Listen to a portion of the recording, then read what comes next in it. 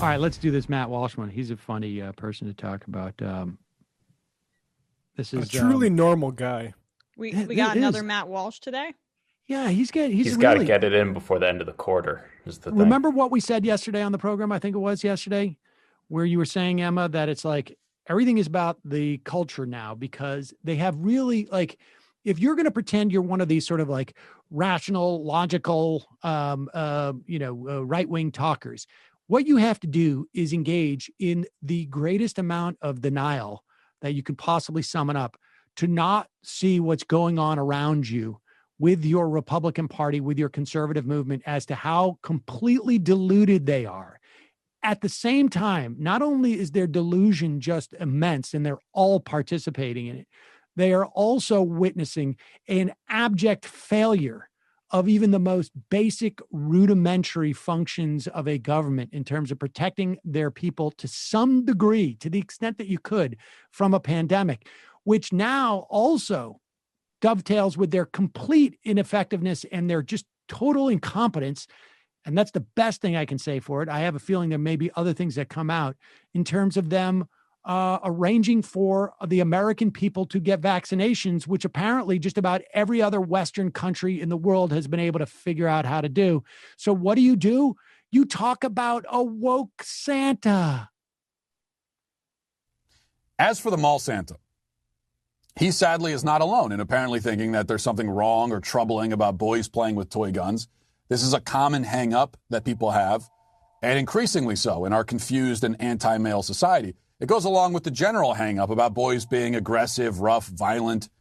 Everywhere a boy turns, he's met by forces wishing to domesticate and feminize him. Now, on the list of those threats, pause it for 1 second. Hold on. Wait. This is just unbelievable. First off, it's a story of a mall Santa who discouraged a kid from getting a Nerf gun. Now, the pressing issue in America today. Now, what's amazing though about this is that instead of him seeing this as an anti-gun thing, he makes it about the feminization of men. Like, I follow it. Just a recognition that guns are essentially extensions of insecure men's right. It's not like this Santa's going like, well, Timmy, if your name was, Betty, well, you'd be getting a gun, but you're not. And it's the idea that this is about feminization. And I love the idea, like, go back. Like, people should listen to these words that he's using. Domesticate males?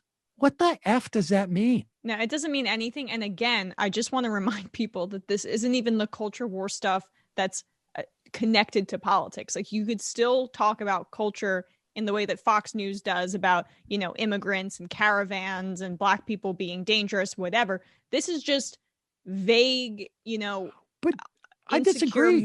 White male stuff that's not even, it's not politics. This isn't politics. Well, it's political in that it distracts from the stuff that's going on that's actually really important. Right. I get that. But the point is that they're not even good at the political culture stuff, and they know they can't win there. So they go to vague things. I disagree. Like I mean, I think it is a distraction. But it is fundamentally, I mean, I think, like, from our perspective, it's not politics, but this is first principles for so much of their politics. When you talk about a woman's right to choose, when you Buck talk Sexton about on the same story, by the way. Well, yeah, because they don't have material things to offer people, so this is what they have to fall back on. But this translates ultimately into material. It is what reinforces their worldview that there should be a patriarchy, which means that it is men who should control the money, that there are traditional values, Western values, which means that white men should be controlling the money. I mean, these are just like, these are not even iota. Like, these are the roots for their entire political project of a social oppression that also coincidentally puts them in a position to control the money and the power. Right. They're victims until they are seizing the power. That's the whole point of it. Well, exactly. Or they're victims if their power in any way is being diminished. Here, all right, let's play this again. People should just listen to these words he's using. It's just, man. And this is stuff too. This is like this is, what the best part about this is, like, he thinks he's being so daring and hip and this and that. Yeah. Like, this is, Phyllis Schlafly's talk from 40 years ago. Being aggressive, rough, violent. Everywhere a boy turns, he's met by forces wishing to domesticate and feminize him. Now, on the list of those threats, a mall Santa doesn't quite make the top 10, but it's a sad statement that the efforts are so pervasive at this point as to encompass even mall Santas. Here's the reality. Boys Even mall have a natural Santas. aggression, a natural tendency towards violence. This is good. It's who they are. It's who they were made to be. Now, you can't let those tendencies develop entirely on their own. All children must learn to be civilized, but you also can't suppress them or treat them as symptomatic of some kind of disease. The goal is to harness a boy's innate aggressiveness.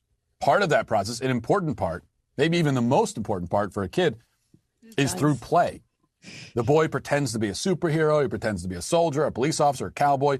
Toy guns will often be involved in these kinds of games. He's learning that violence can be good, which is true. It can. But it has to be violence in service of good, to protect and defend. Heroic This is violence. all works as a defense of Sports also Antifa, by the play way. a crucial role here. Now, on the other end, if a kid gets caught up in, movies, shows, games that are overly gory and nihilistic and not appropriate for his age, and is too exposed to that and fascinated by it, then he's going to start to learn the wrong things about violence, have the wrong relationship with violence, and that can have a very detrimental effect on his growth. Video games. And that's not why the goal is society. always to embrace who the child is, help him to harness his innate tendencies, and to guide him in the right direction, which means, yes, let him play with Nerf guns. Mm-hmm. Now, perhaps I've delivered a more serious analysis of the Mall Santa video than was necessary. But even so, Yeah. the point remains. It is good for boys to have Nerf guns. And even better nowadays, because it means they're going to be on their feet, moving around, physically playing, rather than sitting on a couch and moving only their thumbs. So, for that reason, the Mall Santa is canceled. Man, the Department of Cancel Defense culture. Department of Defense really messed up giving all this money to Call of Duty and these first-person shooters for propaganda purposes in the last few decades. They should have just been giving it all to Nerf guns because that's how you create a fighting force. Yeah, those people Right. really need to get on the same page. That is exactly how you develop the shooter in Wisconsin, right? I mean, he's 17. Boys will be boys. He's running around playing with guns. Look, people want to give people Nerf guns, but the idea that a boy cannot develop properly without access to toy guns is Interesting take. it's an interesting take. It's insane. It's insane. You can have the boy do all sorts of other things. And I do think that, like, there's a tendency for boys to be, a little bit more hyperactive than girls, at least in my limited experience with my children. I think some of that is a feedback loop and expectations. I think some of it is, boys tend to mature at a slower rate. But the idea that you need guns in which to channel this as opposed to like anything else is just bizarre.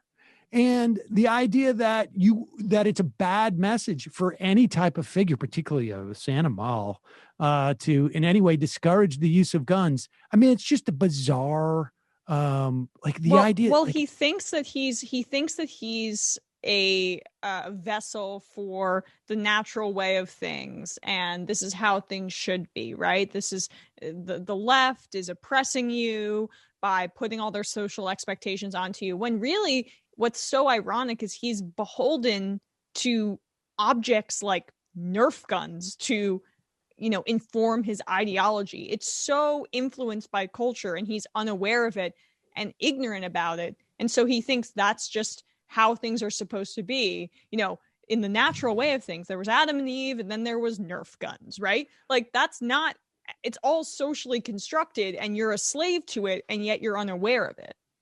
Does he feel that if girls play with Nerf guns, they're going to become too masculine? I was a huge tomboy as a kid, and I played with swords, and I played with water guns and stuff. I wasn't really allowed to have Nerf guns, so Now, does that I make don't it know. hard for you to go into the home because you're undomesticated? Yeah, I'm never going to be able to cook a rotisserie chicken now that I had toy lightsabers and Excalibur or whatever. Part was it. feral. Anyway, I think really- it's important to point out that Matt Walsh and his company are offering, a gift to bring back masculinity, which is the Daily Wire Christmas ornaments. Oh, right. Oh my I god! thought you were going to say more beard dye. Oh my god.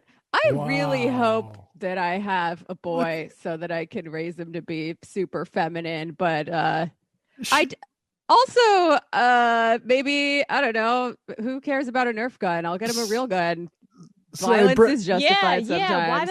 Why didn't the mall Santa actually offer him one of A those BB gun, pocket pistols? air Come guns. on. Yeah, like what a cuck. But I love Brendan- the idea that, like, the what I mean, this is sort of like low hanging fruit, right? Like the idea that, like, you can't have well, first of all, just like, never mind, like the argument about like you're feminizing a boy. I don't even know what that means, but the idea that somehow the ability to handle a gun is like, It says a that's lot like a about your parody masculinity. level. This is like parody level.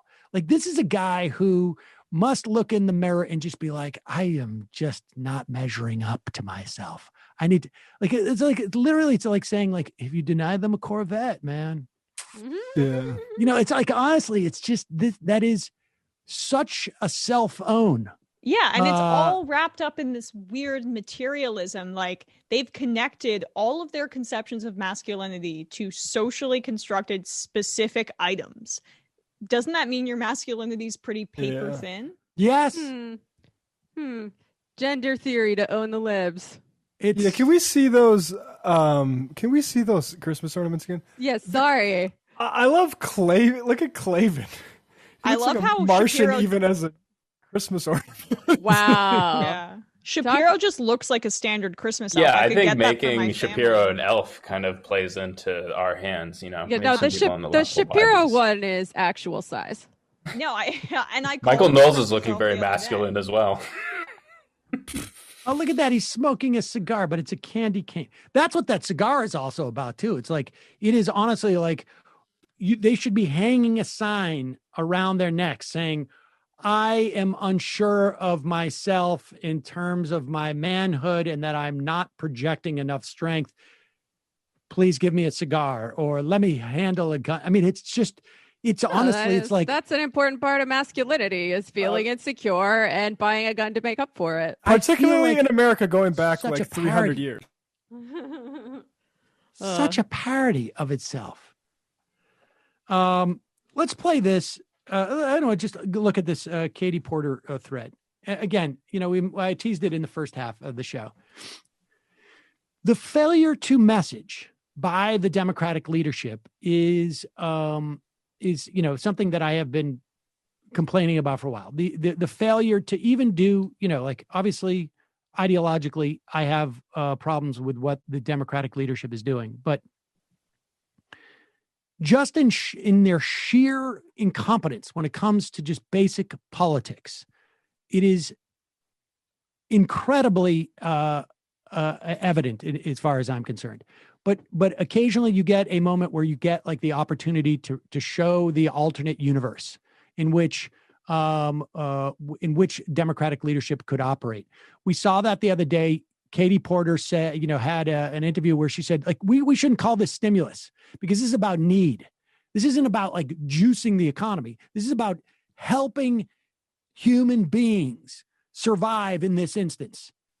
And then literally within 24 hours, Nancy Pelosi is out there going like, we don't need to do so much because Joe Biden's now president. Yeah, and the vaccine's coming, and it's a magic bullet. Yeah. I supported. I said $1.8 trillion wasn't enough when I rejected Mnuchin's, but now $908 billion. That sounds great, and there's no checks for people in it. Untethered to the actual need by people that in 2 weeks, 3 weeks later, it all changes simply by who the name of the president is.